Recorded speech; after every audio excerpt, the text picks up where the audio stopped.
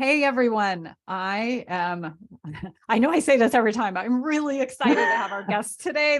This topic is a topic that I am personally very excited about because I meet with so many families that have a range of relationship challenges, let's say, or opportunities, we could say. But I have with me today Kimberly Best. And Kimberly's an RN. She has a master's degree and she's a mediator and a conflict manager. Do you go by Kim or Kimberly? I should ask. You can call me Kim. That's fine. Okay. It's easier. Well, I just found out that Kim lives in Nashville, and I would love to hear, just to start us off, tell us a little bit more about yourself and how you got into this line of work. Give us a little background, if you don't mind. Sure. Yeah. So a very long time ago, I worked in nursing, graduated in 1980, and I worked in every intensive care known to man, literally. And I worked in trauma, and ultimately I worked in the emergency department. At one point, because you do see a lot of suffering, I decided to change careers and went to graduate school in psychology.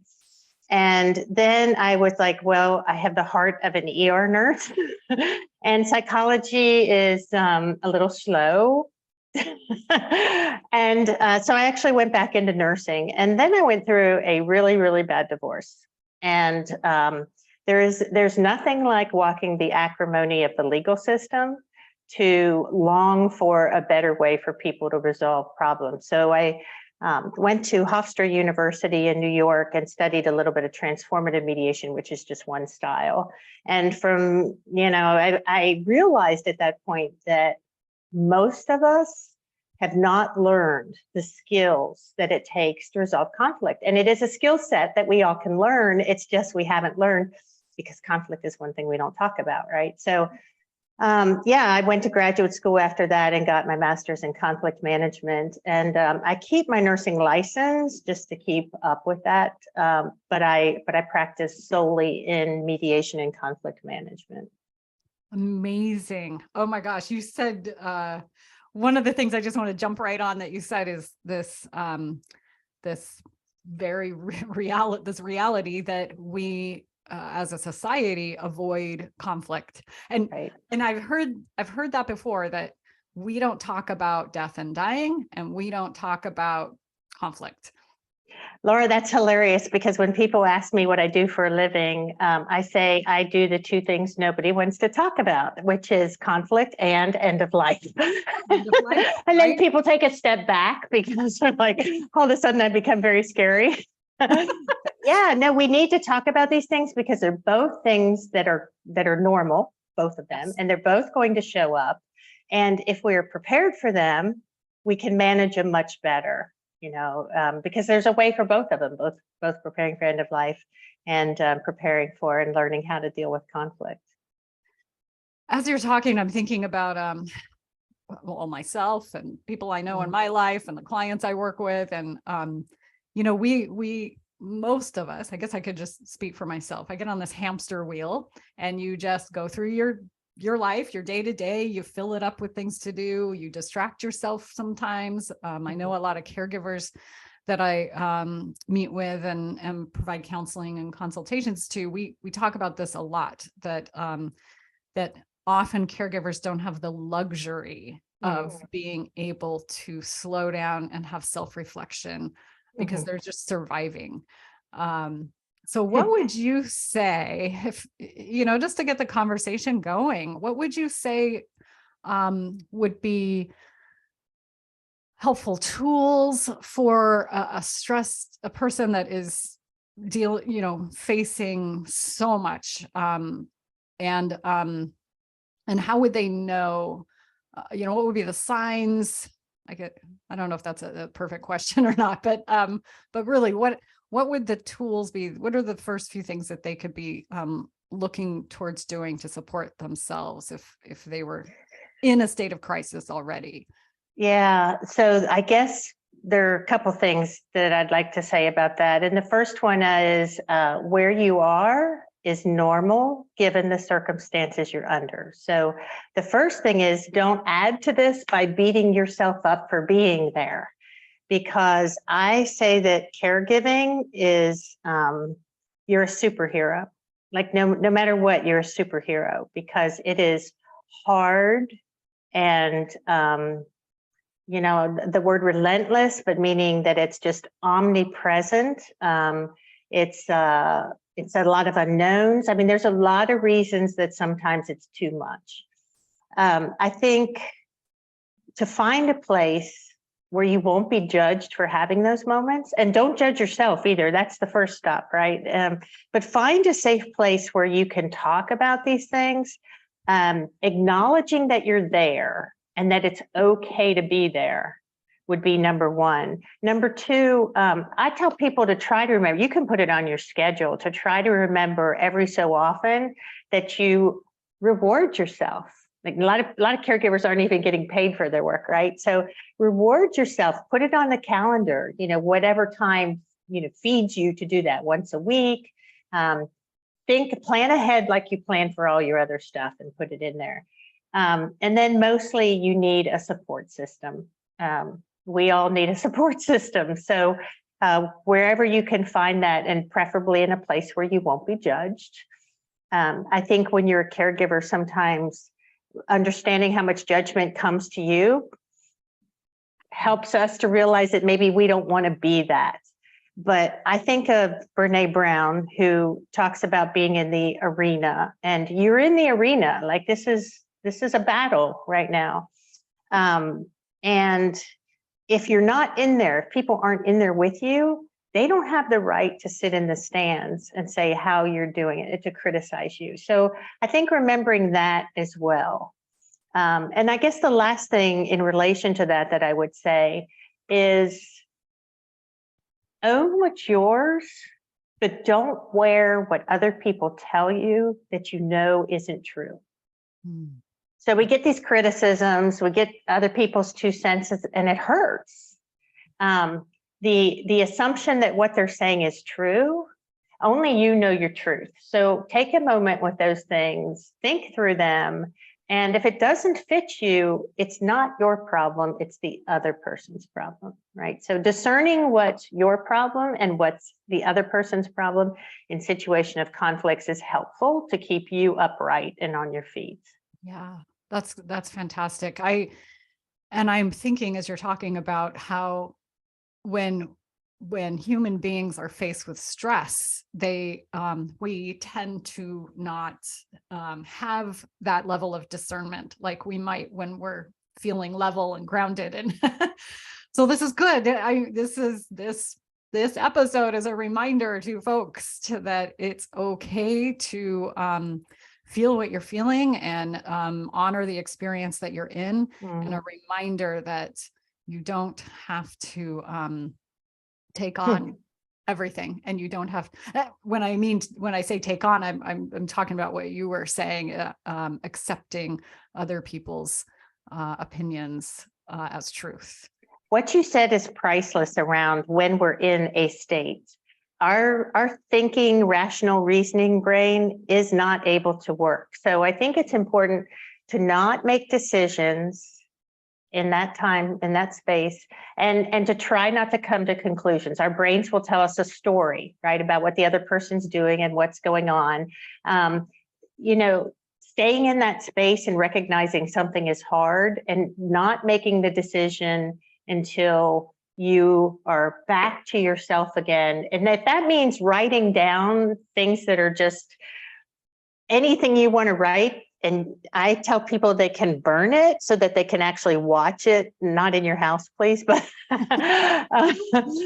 you can send it off in some really symbolic way to lighten it, or write it all down and then go back and read it the next day. But try not to offshoot it. My favorite mediator one of them on the planet, William Ury, who wrote Getting to Yes, and is just with the Harvard Negotiation Project. He's incredible. He says something that stuck with me forever. He says, speak in anger or text or email, and you will make the best speech you'll ever regret. Right? Yes. And you know So- what, I think it's so human nature to, when we are in crisis and our, sympathetic system is flying and we are activated, there's this sense of urgency to act. And That's right. so it kind of goes against what our bodies are telling us to do. That's exactly right. The biology of it. You know what you did there, Laura? You took a deep breath after you said that. And that deep breath was, I mean, how symbolic was that deep breath? Exactly. So yes, you're right. We are hardwired this way. But the thing is, we don't need necessarily those, there aren't dinosaurs chasing us. Right. But here's the thing, the brain can't discern between an insult and a dinosaur. Like, it reacts the same, and that's a pain one. But that's why we have evolved enough that, we need to recognize what those triggers feel like and look like, and just slow down for a minute. Just get your feet back on the ground again. Yeah. I've been doing so much work personally with myself with recognizing that I am not my thoughts, and I am not. Oh, yeah. And because I think that we identify so much, and exactly what you said, our body, our physical biology doesn't know the difference when it's being fed a thought which triggers an emotion. Right. Our bodies react as if, and so kind of removing ourselves a little bit and being more of the observer in that, which, oh man, talk about a challenge, because we've been programmed. It's part of being a human being. Right. And it's we're not taught that. This brings us back to the one of the first things you said, is that we are not taught how to deal with conflict. Something we don't talk about. They're not skills that we're aware of. And so when you were mentioning those points, one of the points that you had mentioned was the recognition, the acknowledgement first and foremost. And when you can recognize that allows you that moment to step back and reassess how you want to move forward. Yeah. Yeah, absolutely. And I think the next step. So say we act in our trigger. I'm going to tell a quick funny story. I talk about my son all the time. He just loves it. He's now 20, but when he was about 16, I have 5 kids. My youngest was the only one still home. I always tucked my kids in bed at night, and he's about 16, and I go to tuck him in, and I look around, and his room is a mess. And I'm like, son, what is this? And he's like, what? This, and this. I don't see anything. Well, it is a trigger for me to know a reality and someone else deny it's there. And I know where that came from, and it's trigger. So about the time that I wanted to pick up a pillow and put it over his little face, instead, I turned around and walked out of the room, which is conflict avoidant, which is not a good way to treat people. I'm walking down the steps, and I hear this voice behind me say, "And you call yourself a conflict manager?" And the thing I loved about that is it reminded me that we are all human, and we will react by our triggers sometimes. But the difference that we can do that we often don't do is go back and repair that. So when someone says something to you in a triggered state, Laura, I hate you and I hate your podcast. And then we walk away and say, there, we have their truth. We have the farthest thing from their truth. We have their reaction. Our truth is our response, right? So to go back and make space, if you're the receiver of this, to know that that came from a triggered place. And yes, it hurt, that's fair, but that wasn't coming from a place in our brain that actually thinks and means what it says. But to go back and repair those is what we don't do. And there's a lot of reasons for that are on both sides, but just imagine if we could repair those moments that are, like you said, just human moments. Yeah. And this really leads us to this idea of conflict within our families, and how you know, we have a lifetime, and when we're children, especially, you know, when we're taking in all this information without the critical analysis that can come with whether this information is true or not. And then we are in positions of powerlessness and needing being at total mercy of our caregivers, of our parents. You know, I'm really taking in everything you're saying, and I'm thinking about how a lifetime of dynamics between family members is absolutely going to be popping up during a time of crisis, or a time of stress, or time of big decision making, or a time of when the family dynamics are changing and there's role reversals and grief and loss going on. I mean, what a ripe time for, even if for years there's been the status quo, if there's some unfinished business going on, or some, you know, dynamics that haven't been worked through, it wouldn't be a surprise that it would be popping up. I couldn't have said that better myself. That's exactly what happens. Exactly.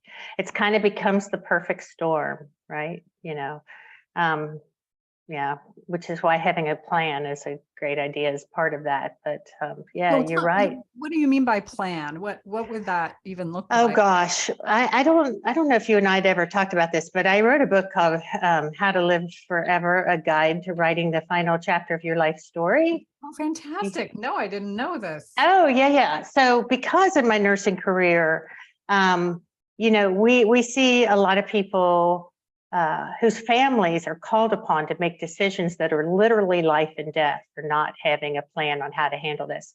And struggling families, people who struggle to communicate under the best of circumstances, you know, dark meat or white meat at Thanksgiving, all of a sudden have to make these life and death decisions. And it becomes about power, it becomes about fear, it becomes about the unknown. So my book is actually a few things. It is about talking the legal plans and the lists of stuff that you need legally. It's about making the health care decisions and the price for not, right? So the medicine will err on the side, without you saying otherwise, of keeping someone alive. But we know from people who are kept alive that there's a difference between being alive and quality of life. And there's a lot of suffering that happens because people don't recognize those differences.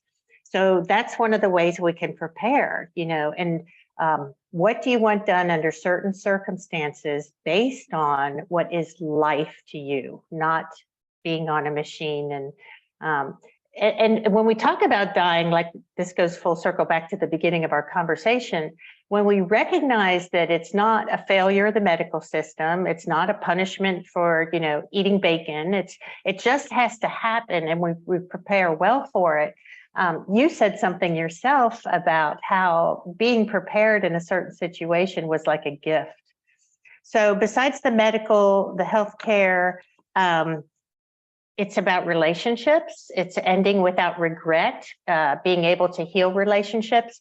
And the whole theme of the story, why the title is what it is that I believe that our lives are our story, and our story is our legacy. Like how we lived it all the way to the end is what we leave behind as our legacy. So let's get it right, you know, and by right, it means the way you want, because you more or less get to live the way you want. You can go out of life the way you want to. I also talk about celebration of life planning too. So I wish we had conversations on this, so we know we're honoring what someone wants, and it takes so much of the stress out of it, of trying to figure it out.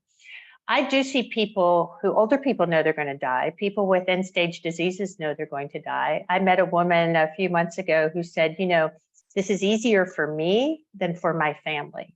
And she's right, because our bodies know we're going to die at some point. We fight it until, you know, it becomes more of a reality than not. But when people want to talk about it to their children or their caregivers, so often it's met with no, that's not going to happen. That's more than denial, right? Like so the person who's dying has to carry that alone. They don't even get to share that. And in the sharing of that, Laura, it is a precious gift that no one can take back from you, that you shared one of the most intimate things, the two most intimate things that happen in your life are your birth and your death. And that you can share that openly with someone. It's a beautiful legacy to leave behind. Yeah. A sacred opportunity. That's the word I use in my book. It is sacred. I mean, I've watched it, I've watched it so many times.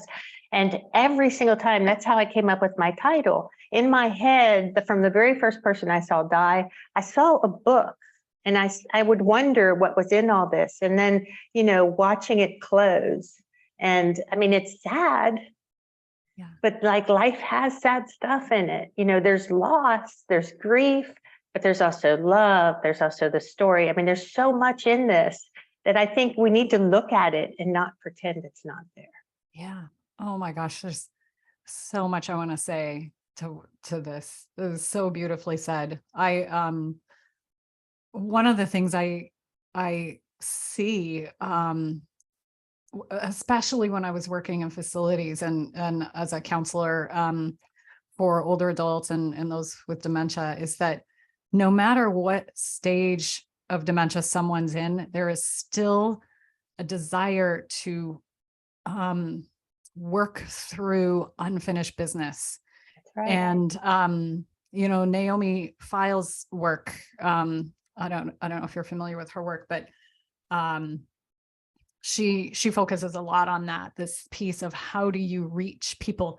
And you and I'm going to kind of touch, we were having a brief conversation before we started recording about the power of connection and being seen and how important that is. And so as you're saying these things, I'm thinking again with conflict, especially with family members, especially those that we came into this world and life with, what an opportunity to grow and to learn and to heal and to up level, if you will, here in sitting with something that is so uncomfortable.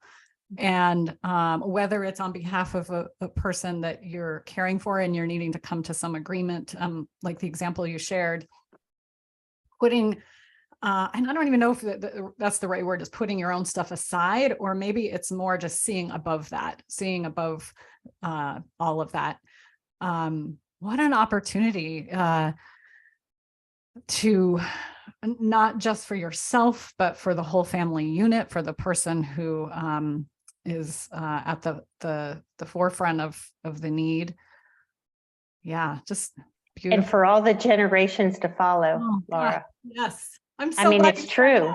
I mean, it's just true. Yeah.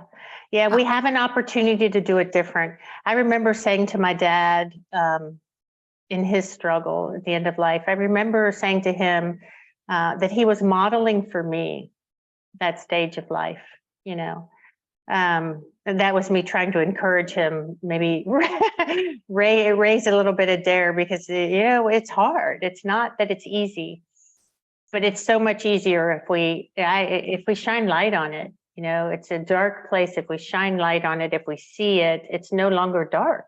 Now it's lit. So, and you can't take that away once you have it. You can't take that away. No. And it's hard. I mean, that's why I one piece of my work is having conversations with families on that. It's a skill too. You can try it, but no, it's going to be hard, and you might have to stop and take a break. If it kind of collapses a little, don't give up. Either get help or agree to revisit it. But it's hard because it's new. And Laura, one thing I always say about how we try and things like caregiving and end of life and everything we do, I say every single day is an experiment. This hit me one day. Every day is an experiment. Every moment in a day is one we've never been in before. Yeah. And sometimes we'll get it right, and sometimes we'll swing and miss, and that's normal. That's okay. But we can go back and learn from that and proceed another way instead of shaming and blaming when we do get it wrong. Yes, absolutely. Every moment is an opportunity. We always have a choice. I love that. One of the things that I was sharing, that I'm practicing on myself, another piece of that is that not to shame or get on myself for quote failing, but to my goal is to see how quickly I can get back into the space that the headspace, heart space that I want to be in, instead of being upset that I got out of it to begin with. We will. How quickly can I recognize it and get back in? And that's been really helpful on a lot of levels. A perspective shift. Yeah, perspective Isn't shift. it? It's the exact same thing, but you're looking at it differently. And it makes all the difference in the world. You're not sugarcoating it, but it's the exact same thing. You're just trying a way that works. I think everything works until it doesn't anymore. Like, and when it doesn't anymore, instead of doing the same thing that didn't work, we need, if we stop and shift like you did, find a new way. There is other ways to do things. Is it unique? I'm appreciating you so much as we're talking, and is it unique for mediators or conflict resolution professionals to have a background in healthcare or psychology? Because I can see the psychology, the value. Yeah.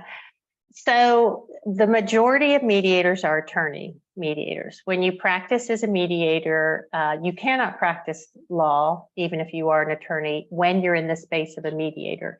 A lot of attorneys don't do well with the emotional side of things because they have a different agenda, and it's coming to agreement. Like some people see mediation as a tool for coming to agreement. And it can be, and it often is, to some kind of agreement, even if that agreement is to agree to disagree. But we're also talking with people's most vulnerable, I feel like it's their soul. Like if you show me where you're showing me where you hurt.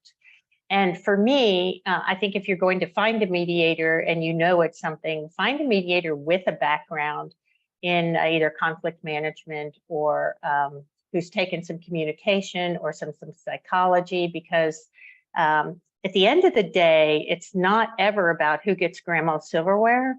It's always about what that represents, and someone not trained in the level of handling these things this way are going to be focusing on, well, we'll just divide the forks in half. And you will never get the peace that resolving it from the inside out can give you. So I think it's a little bit rare, but I hope it gets more because, I can see the importance of that. There's this saying that a greater emotion will always override a weaker one.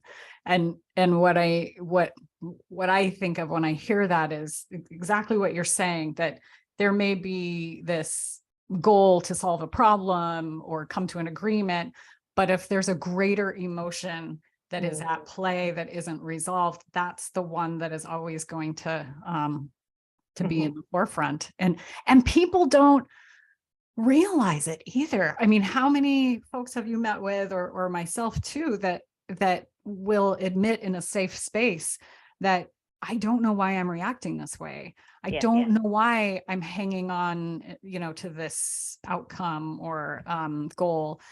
And that's always first, it's so insightful for the person to actually recognize that, but then it's an opportunity to dig a little bit deeper and offer some.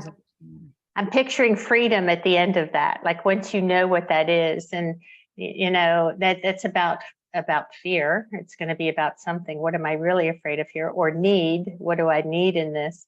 And I think naming my needs is one of the hardest things I've ever had to do, because I'm not used to saying, what is it I need? We don't get raised with people saying, tell me what you need. They tell us more how to behave. So identifying those things is kind of hard work, but when you see it, it's so freeing. I'm writing notes here. I see that. Good. It's so freeing.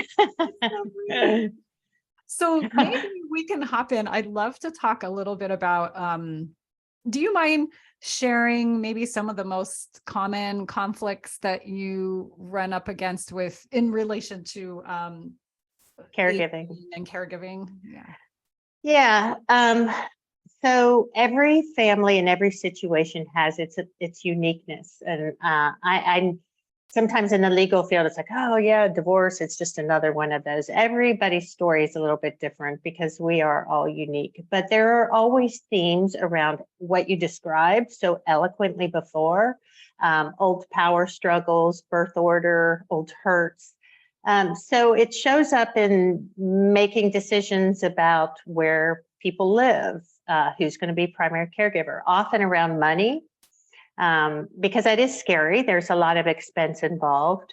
Who has a voice? Who gets information? We argue about what level of healthcare. All the things in my book are like, listen, if we talk about this ahead of time, we won't have to argue about it then. It'll, make it really clear. But it's a hard time because it's a scary time. So it seems to be a time where, like you described before, everything, the box just opens and all the stuff comes out, which happens when you put a lifetime of stuff in a box. Eventually it's going to pop, and this is kind of literally the straw that breaks the camel's back for some families. So I think it's mostly about past relationships is what it all comes down to. And I think the second biggest thing would be just the fear of losing the person that we love. There's just a lot around that, to coming to peace with that. I do think you asked me about a story. One of my favorite stories, a family I worked with, the gentleman came to me. He was a former football player, and he'd been diagnosed with a disease that would kill him pretty quickly, and he would progressively become paralyzed. And here's this, big dude of a dude guy, and he comes into my office and he says, I have this diagnosis. I'm good with God. I'm just going to wait to die. And I said, well, you can do that. That's an option, because you never take away somebody's option. That's their lifeline in that moment, right? You can do that. But let me tell you a little story about my dad. My dad was a lot like you, and he got a diagnosis and he said the same thing. And then he lived for 10 more years, but he didn't live. I said, you're modeling for your children. I don't know what else impact you might have, but are there other things you can consider in that? So he did an amazing job throughout his whole journey. That family had such a good sense of humor. He kept his sense of humor, and I watched him get more and more paralyzed. Well, eventually it came to the point they were ready to call in hospice. And I'm going to tell you, Laura, every word I'm going to tell you now is the absolute truth, how it happened. So they call in hospice, they interview a nurse a couple places, and they decide on one. And she goes out to make a call.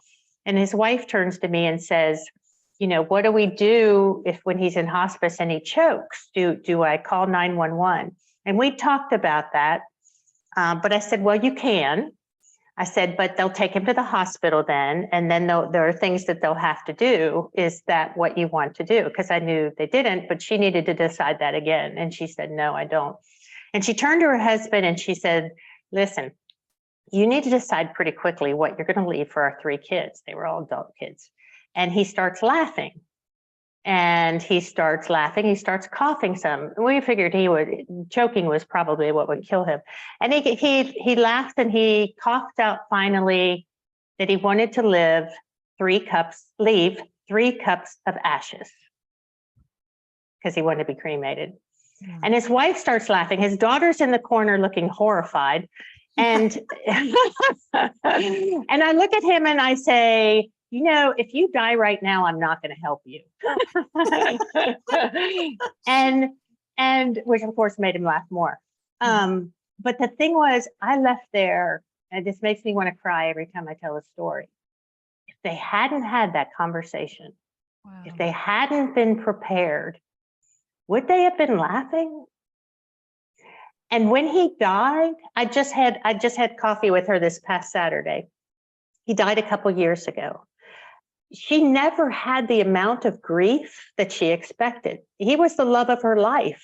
And I say to her, I think it's because you poured in, like you don't have regret, right? Like you walked this walk, the 2 of you walked every single moment the way you wanted to walk it. Yeah. That's pretty powerful. Oh, that is beautiful. Yeah. And thank you for sharing that. That's so, the power of story, the power of sharing experience, the power, like you said earlier, of modeling to others. And so recognizing that not only were they modeling that to their children, but they were modeling that to people that were witnessing their journey. And it's, now ripple effect onto those of us that are able to hear and listen. Talk about legacy, right? That's exactly right. Yes. Yeah. Yes. Yeah. Yes. That's why when I wrote my book, How to Live Forever, that's what I meant by that, the legacy. And I see people slip up from the past. I mean, it does affect the future in ways you don't have any idea that it's going to show up. But I tell her every time I see her that, I share this story with so many people, and it makes our journey just more poignant for knowing that we really are always sharing our story. Yeah, absolutely. Oh man, that is powerful. How, let me think. I'm curious, if you don't mind, because I'm guessing, we're just meeting, and I have some sense of an idea about what life might look like for you, at least professionally, working with families who are in crisis and having conflict, and your background in nursing and some pretty intense situations as well. So I'm putting together this piece that you're not unfamiliar with trauma or chaos or, uncomfortable or unpleasant situations. And I should use quotes there. Yeah. How do you take care of yourself? What keeps you doing this work? And yeah, tell us a little about that. What a great question. Yeah, so I will be just rawly honest. From watching, we don't have to be old to die. I had a niece die at 5 years old from a brainstem glioma. One moment she was fine, and she died within months. I've lived in that space where you can see how precious life is and every moment in it. And I sometimes think I'm a little obsessive about making every moment matter, because it's hard for me to take a break, in all honesty. But I also check that with, am I living my truth? Does this feel true? And it does. It does feel true. So I do struggle with, I guess my bar is, if I can't show up well for someone else, then I know that I need to do something. But I also think I kind of I don't know what my limit's going to be, but I feel it when it's there, and maybe I have to take a down day or whatever. But maybe in some ways, because, like you said, because of my background being with trauma, it's I just see that that's how the world is. Sometimes, like, we'll all have moments of that, and I've learned to be in that space. It sounds like you're not afraid of it. As unpleasant as it may be, there's a difference between holding fear with it. Yeah, I have to say, the truth is, like, we think that life is supposed to, I don't know how many people say this shouldn't happen or it's not supposed to. And I always respond, who told you that? Because it's not true. This is life. And hopefully the beauty outweighs the hard times, but all of us are going to have some really, really, really hard times. And I think that's another thing that we need to prepare our kids to know. Like, sometimes it's great, and sometimes it hurts, and sometimes it's this, but it's not, Disneyland. It's not, it's life. And we grow. I've never met a person with character that didn't come from hardship. Like, we grow from that. And it's just part of being human. Is it the fun part? No, but it's the part you'll remember because of the transformation that happens, because of the connection that happens, because even in its pain, it's beautiful. Yeah, you can feel it. Yeah, there's a deep knowing there. Oh, Kim, thank you. This conversation is so powerful. And I just want to thank you so much for showing up and just being really open about your experience professionally and personally, and And as I say that, I'm recognizing in the work that we do, I don't think you can separate that, right? The professional and the personal. Laura, let me just throw in real quick that I think that's true. I think the thing that I've learned in my many years right now is that our authenticity is our superpower, not our strength. Our strength is not our superpower. Our best moments are, but our real moments that sometimes it's hard, sometimes it's easy. This is what I struggle with. And if we can start accepting that in ourselves, and then start accepting that we all have this and in each other too, I think we can bridge some of these very big chasms that we have. Beautifully said. Wow. Beautifully said. Kim, how can folks find you if they want to learn more about your work or learn more about you? Yeah, I Google. I think that if you Google conflict for, but my bestconflictsolutions.com is my website. If you Google my name, I think you'll find me pretty quickly. I'm happy to talk to groups about the book. I do have a free PDF on my website. If people sometimes church groups or other groups choose to do a book study on it. When that happens, I love to jump in. Let me know. I'd love to jump in for one of the days of that, and just chat with whoever's doing that. But yeah, that's the best way of finding me. I love it. Thank you for sharing that. And I will definitely put all of these things in the show notes for folks so that they can have access to it. Do you have a social media presence at all? Oh, I do. I'm on LinkedIn. It's Kimberly _ I think _best for Twitter. And it's not really anything with my name, is more my brand than Best Conflict Solutions. So I have a Facebook page that is Best Conflict Solutions. And if I think all of my social media is on my web page, so people can find that there as well. Instagram, Twitter. I don't do TikTok because I can't dance, but I'm not that entertaining. Okay. You have many other gifts. That ain't one of them. Don't sing and don't dance. Oh man. Well, again, thank you so much, Kim. And I know this is a really helpful conversation. I know it's going to be for so many. It certainly was for me. My pleasure. It was just wonderful to meet you, Laura.